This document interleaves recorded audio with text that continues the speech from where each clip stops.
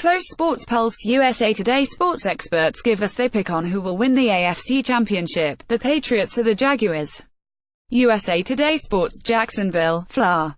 Go ahead, say what you want about Blake Bortles. Won't make a difference now. The Jacksonville Jaguars' punching bag of a quarterback is 60 minutes away from a Super Bowl. At this point, there is not a whole lot that surprises me of who says what. Bortles said this week, preparing for Sunday's AFC title game in Foxborough, Mass. No, Bortles is nobody's prototype quarterback. He's not the most consistent thrower. Sometimes, the passes are just plain ugly. Next to Tom Brady, you wouldn't think he stands a chance. More Tom Brady questionable for Patriots in AFC Championship game with hand injury. More USA Today Sports NFL Championship game playoff picks. Yet here is Bortles, positioned to change the narrative, as crazy as that may sound.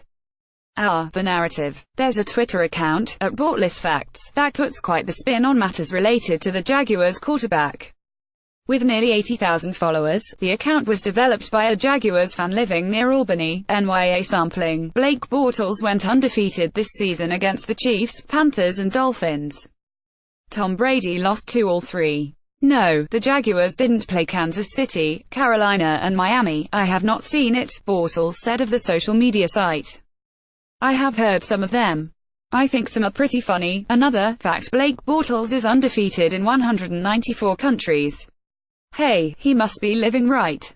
After all, Bortles is blessed by the support of one of the NFL's best defenses and can lean on a dynamic running game fueled by star rookie Leonard Fournette. But it would be a mistake to assume that the Jaguars have gotten this far, in spite of Bortles. He came up huge on one third down throw after another during the divisional playoff win at Pittsburgh, and again proved that his legs can be rather clutch when needed to run. Choking at crunch time. That didn't happen, either, despite predictions of such imminent doom. Yet the most impressive element about Bortles' game, which includes the serious fact of 0 red zone picks this season, just might be his demeanor. In an environment that shows no mercy on young quarterbacks playing the toughest position in sports, Bortles has demonstrated a certain mental toughness.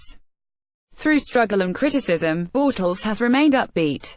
That can't be easy, but it could explain why the flogging of the fourth-year pro has not come from within the Jaguars' locker room.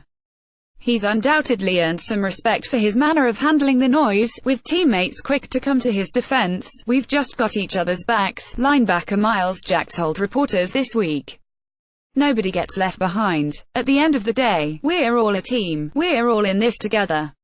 So we're not going to let anybody disrespect our quarterback. We're a tight family. We're just not going to go for that. Bortles adds that the opinions from the locker room are the ones that matter the most. That's genuine. Jaguars coach Doug Marrone concurs, and probably partly due to the heat that Bortles deflects from others. Sometimes, people sit in the locker room and go, "You better him than me," Marrone said. I think our players have felt that, felt what he was going through and how he handled it. Marrone said it wasn't a case where he mandated that the team rally to express their support for Bortles. Instead, he maintained, it happened naturally. I think that because Blake never complained, never pointed a finger, never blamed anyone, did not say, I had X number of coordinators or, I had 2 head coaches, Marrone said.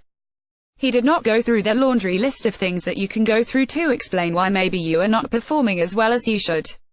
That's hard to do when you stand up here and you're answering questions about why you did not perform well or this person said that about you. This week, Bortles was asked about an apology he received from former quarterback Trent Dilfer, once a much maligned player himself before becoming a high-profile analyst, for some sharp criticism. Bortles didn't bat an eye. In fact, he flashed a broad smile as he put it in perspective. That was cool, he said. I couldn't care less. Everyone has their own opinion and they're entitled to voice it the way they want to. It is not going to bother me. Bortles added that Dilfer's apology did not change my viewpoint one way or another. He has a job to do and things to report on and all that. I do not take any of that stuff personally. I appreciate the gesture, though. Yes, Bortles has some rather thick skin that should serve him well in his career. Of course, it will take more than that to get the best of Brady on Sunday. But at least Bortles is in the arena with a chance. The Twitter account reminds that Bortles and Brady have combined for 5 Super Bowl wins and 2 NFL MVP awards. But here's another fact worth noting: few, if any, went into this season expecting Bortles would be on the doorstep of the Super Bowl. For us to be able to be here and be in this position is pretty awesome, he said. That would be a serious reality check.